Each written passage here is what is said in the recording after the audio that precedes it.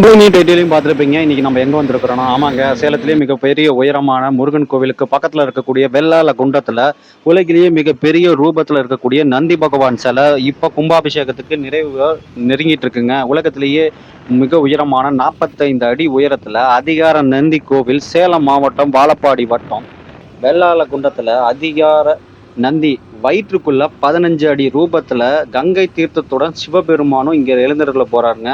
அது மட்டும் இல்லாத நந்தி வயிற்றுக்குள்ள பாத்தீங்கன்னா சிவலிங்கம், கால பைரவர், வாராகி, சனி பகவான், இப்படி இதர தெய்வங்கள் நிறையவே அந்த நந்தியோட வயிற்றுக்குள்ள இருக்கும்.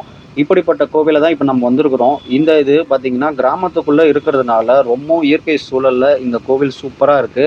அது மட்டும் இல்லை, ஏற்கனவே நம்ம இதை போட்டிருப்போம். இருந்தாலும் இன்னைக்கு நம்ம ஒரு தடவை நம்ம வரும்போது சரி எதையும் ஒரு வீடியோ எடுத்துடலாம், நிறைவேறாக போகுது.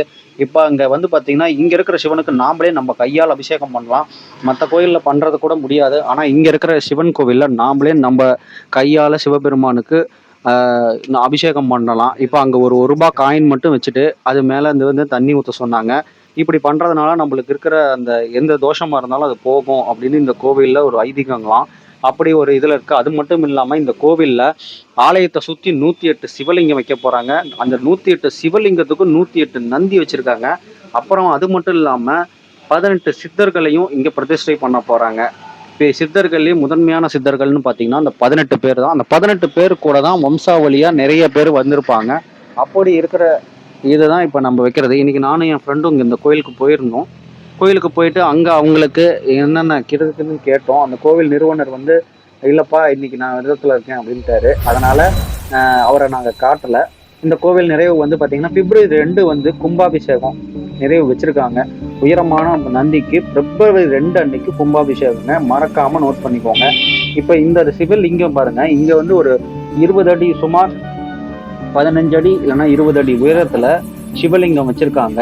இந்த சிவலிங்கத்தை சுற்றியும் பார்த்தீங்கன்னா இங்கே 63 நாயன்மார்களையும் பிரதிஷ்டை செய்ய போகிறாங்க. அங்கே இடத்துல பார்த்தீங்கன்னா கல்யாணம் வந்து திருமணம் ஆகிறவங்களுக்கு இங்கே திருமணம் நடத்தி வைக்கிற மாதிரி இந்த மண்டபமாகவும் வச்சுருக்காங்க. இப்படி இந்த கோவிலில் பல சிறப்புகள் இருக்குது. அது மட்டும் இல்லாமல் இந்த கோவிலில் இன்னும் என்னடா சிறப்புகள் இருக்குதுன்னு பார்த்தீங்கன்னா, பல வருஷம் குழந்தையே இல்லாதவங்க இங்கே வந்து வேண்டிக்கும் போது அவங்களுக்கு குழந்தை பாக்கியம் கிடைக்குது அப்படின்னு சொன்னார்.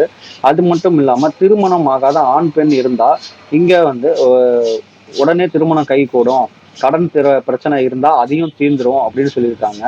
வியாபாரத்தில் பார்த்தீங்கன்னா தொழில் நல்ல வளர்ச்சி ஏற்படும். நில பிரச்சனை, வீடு பிரச்சனை, வேலை வாய்ப்பு பிரச்சனை மற்ற இதர பிரச்சனைகள் எது இருந்தாலும் அது நீங்கிடும் அப்படின்னு இந்த கோவிலோட அந்த நிறுவனர் ராஜவேல் சுவாமி சொல்லியிருக்காரு. இந்த ஆலயத்தை வேண்டுதல் வச்சா அது அனுகிரகத்தால உடனே நிறைவேற்றியும் கொடுப்பாரு.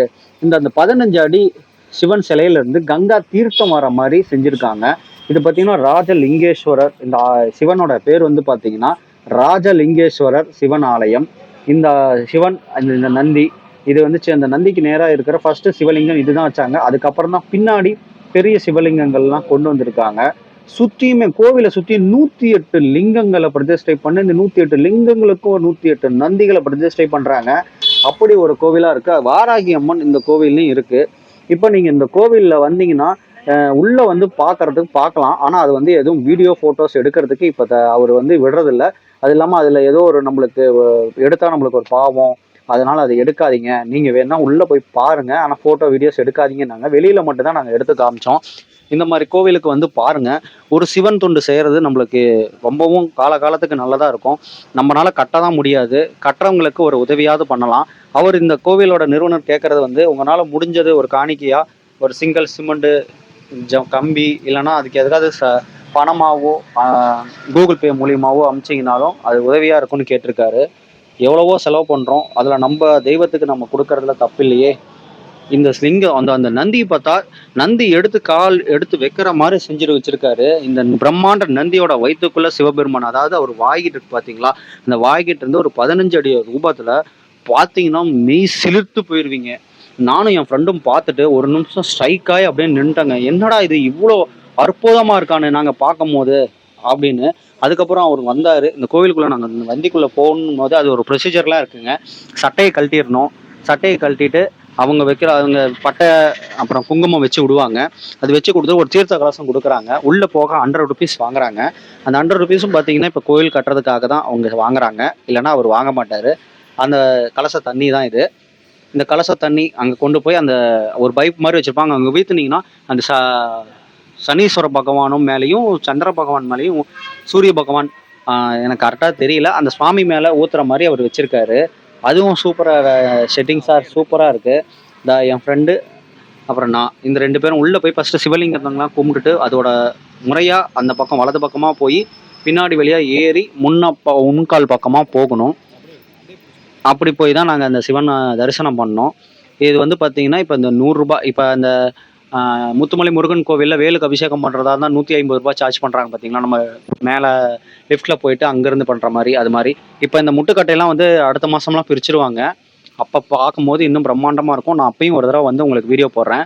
நீங்கள் உங்கள் சேலத்தில் இருக்கீங்கன்னா இந்த மாதிரி சிவன் கோயிலுக்கு நன்கொடை கொடுக்குறவங்க கொடுங்க.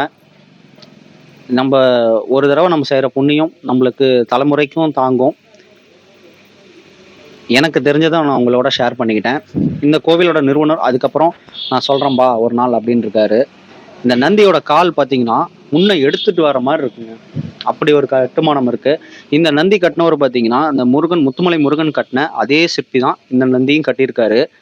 இப்போ ஒரு கேட் மாதிரி போட்டிருக்காங்க. இந்த கேட் வழியாக தான் நம்ம மேலே போய் மேலே அந்த சாமி கும்பிட்டு கீழே இறங்குற மாதிரி, அது இறங்கி நந்தியை சுற்றிட்டு வர மாதிரி பண்ணியிருக்காங்க. என்ட்ரன்ஸ் வரைக்கும் தான் வீடியோ எடுக்கிறதுக்கு விட்டுருக்காங்க, உள்ளே எடுக்கக்கூடாது அப்படின்னு சொல்லிட்டாரு. அதனால் வீடியோ எடுக்கலை.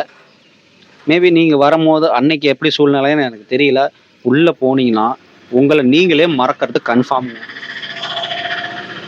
ஏன்னா அந்த சிவனை நான் பார்த்துட்டு எனக்குள்ளே இருந்தது ஒரு குறிப்பு வேறு எங்கேயும் இருக்கிற மாதிரி இருக்கும். அந்த ருத்ராட்சம் கழுத்தில் போட்டிருப்பாரு. அது மட்டும் இல்லாமல் அந்த ருத்ராட்சத்தை விட நாகம் பார்த்தீங்கன்னா அப்படியே நேரம் முன்ன வந்து நிற்கிற மாதிரி வச்சுருக்காருங்க. செம்மையாக இருக்குது. நீங்கள் வாங்க வந்து பாருங்கள்.